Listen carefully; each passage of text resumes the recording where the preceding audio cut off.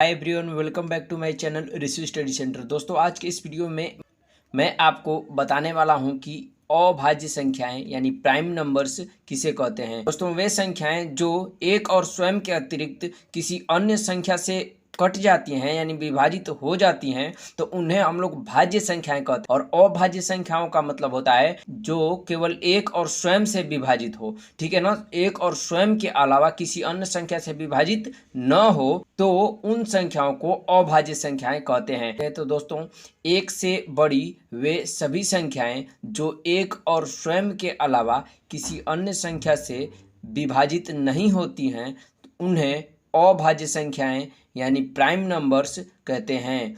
जैसे दोस्तों, यहाँ पे देखिए, दो जो है ना वो एक से विभाजित होगा और स्वयं से होगा यानी दो से होगा। ठीक है ना, एक और स्वयं से होगा, एक और स्वयं के अलावा अन्य किसी संख्या से विभाजित नहीं होगा। ठीक है, तो दो क्या है जी, अभाज्य संख्या।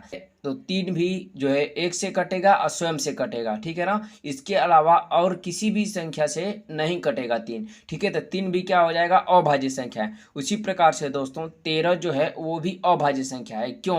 क्योंकि दोस्तों 13 भी केवल एक से कटेगा और स्वयं से कटेगा। ठीक है ना, तो वे संख्याएं जो एक से बड़ी हों और एक और स्वयं के अलावा किसी अन्य संख्या से विभाजित न हो तो उन्हें हम लोग अभाज्य संख्याएं कहते हैं। और दोस्तों, एक न तो भाज्य संख्या है और न ही अभाज्य संख्या है। ठीक है, तो दोस्तों यदि हम लोगों से पूछ लिया जाए कि सबसे छोटी अभाज्य संख्या क्या है, तो दो है। ठीक है ना, और दोस्तों यदि पूछी जाए कि सबसे बड़ी अभाज्य संख्या क्या है, तो हम लोग बोलेंगे क्या जी, अनंत। क्या बोलते हैं? अनंत, क्योंकि ये इसी प्रकार से जाता रहेगा अनंत। ठीक है ना।